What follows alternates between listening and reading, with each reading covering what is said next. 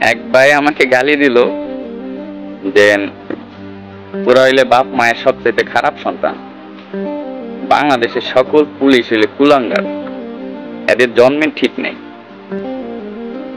আমার কথা হইলো যে ভাই, বাংলাদেশে 2,20,000 পুলিশ, আমি মাইনে নিলাম বাংলাদেশে 2 লক্ষ পুলিশ বাপ মায়ের খারাপ সন্তান, কুলাঙ্গার, মূর্খ। আমি এক মধ্যবিত্ত ফ্যামিলির ছেলে, আমার নুন অন্তে পান্তা ফুরায়, আমার 14 গোষ্ঠীতে গভর্নমেন্ট জব কেউ করে না। আমি কোনো কোঠায় পুলিশ না, আমি সাধারণ কোঠায় ভর্তি হয়েছি।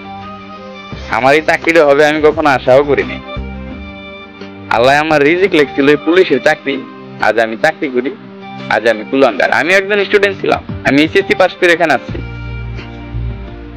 যাই হোক, জনগণ আমাদের গালাগালি দেবে, এটা আমরা শুনি বা আরো শুনতে হবে, তা নিয়ে আমার কোনো আফসোস নেই।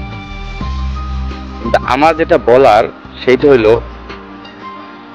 সবাই বলতেছে যে এই পুলিশ সদস্যদের সব বাদ দিয়ে দেন, আমরা মেধাবীরা এখানে আসবো, আমরা দেশটাকে গর্ব। ভাই, আমাদের ভিতরে হাজার হাজার বিসিএস ক্যাডার আছে, আমার লেখাপড়া এখন চলো না।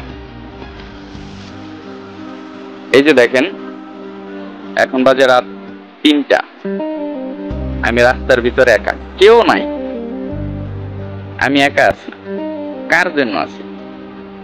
আমার মা বাবার জন্য?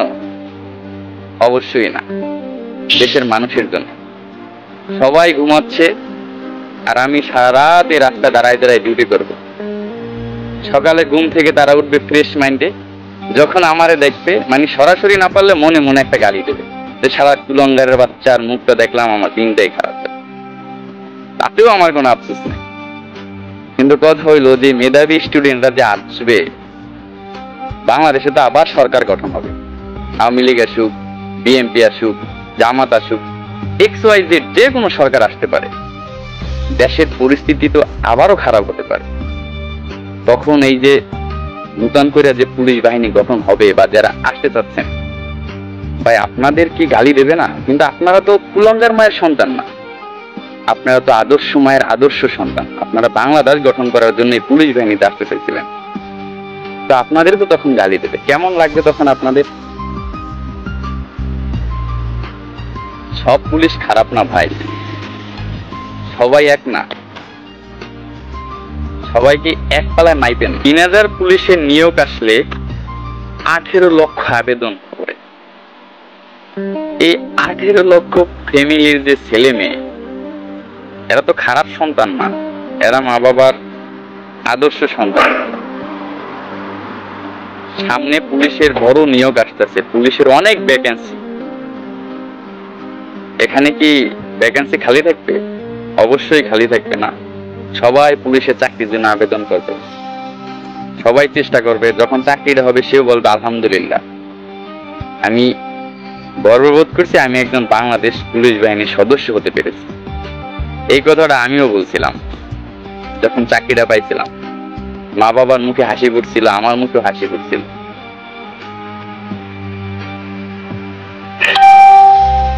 আসলে এগুলা নিয়ে কষ্ট পাবার কিছুই নাই। আমরা জনগণের গোলাম, স্বীকার করি। জনগণের সেবা করা আমাদের দায়িত্ব। হয়তোবা জনগণের আমরা ঠিক মতো সেবা দিতে পারতেছি না, একদিন হয়তোবা আমাদের এত গালাগালি করে। কিন্তু আমি একটা কথা বলবো সবাই, সেইটা হলো ভাই, আমি খারাপ হতে পারি, আমার মা খারাপ না, আমার বাবা খারাপ না। প্লিজ মা বাবা নিয়ে কখনো গালি দিয়েন না। অনেকে আবার বলবেন যে শালা তুই পোশাক পরে ভিডিও করতেছ কেন? ভাই, আমি সিভিল পোশাক পরার সময় পাই না ভাই, সারাক্ষণ এই ডিউটি লাগিয়ে থাকে। আমার যখন চাকরি হয়েছিল তখন আমি 2টা শার্ট কিনছিলাম, শার্ট 2টা আমি এখনো পরি, পুরান হয় নাই। আমার চাকরির বয়স 2 বছর, আমি হিসাব করলে 2 বছরে 40 দিন ছুটি পেয়েছি। 40 দিনে 2টা শার্ট পুরান হয়ে যাওয়ার কথা না, বা আমার যায় না, কারণ আমি হইলাম গরিব ঘরের সন্তান। আমার 40 দিনে 2টা শার্ট পুরান হয় না। আমি ওই শার্ট 2টা আরো 2 বছর পরতে পারবো ইনশাল্লাহ, ঠিক আছে? কিন্তু এখন এই পোশাক পরে ভিডিওটা করতে বাধ্যই হইলাম। যাই হোক, আমি আর কখনো পোশাক পরে ভিডিও করব না। আর যারা গালাগালিজ করেন তাদের কাছে একটা অনুরোধ থাকবে যে ভাই, আমারও মা আছে, বাবা আছে, আমারও বোন আছে, আত্মীয় স্বজন আছে, প্লিজ আমার জন্য আমার ফ্যামিলিটাকে খারাপ ভাববেন না। আমি আমার মা বাবাকে অনেক রেসপেক্ট করি, অনেক সম্মান করি। আমি বাংলাদেশ বাংলাদেশ পুলিশ বাহিনীকে আমি খুব ভালোবাসি, বাংলাদেশের মানুষকেও খুব ভালোবাসি। আপনারা গালি দেবেন, সহ্য করে নেব, কিন্তু মা বাবাকে দিয়েন না ভাই, বুকের বাম পাশে লাগে ভাই। ঠিক আছে, আমাদের কষ্টটা যদি বুঝতে হয়, আমাদের রুলস যদি বুঝতে হয়, অবশ্যই আপনার এই চাকরিটা করতে হবে, নাইলে আপনি আমাদের ব্যথা বুঝবেন না। আমরা সারাদিন বক বক করে আপনাদের বুঝাইতে পারবো না যে আমরা পরিস্থিতির শিকার নাকি অন্য কিছু, এগুলো সারাক্ষণ বললেও বুঝাইতে পারবো না। যাই হোক, আবেগে অনেক কথা বলে ফেলাইলাম, আপনারা আবার কষ্ট নেবেন না। সবার প্রতি ভালোবাসা এবং শুভকামনা রইল।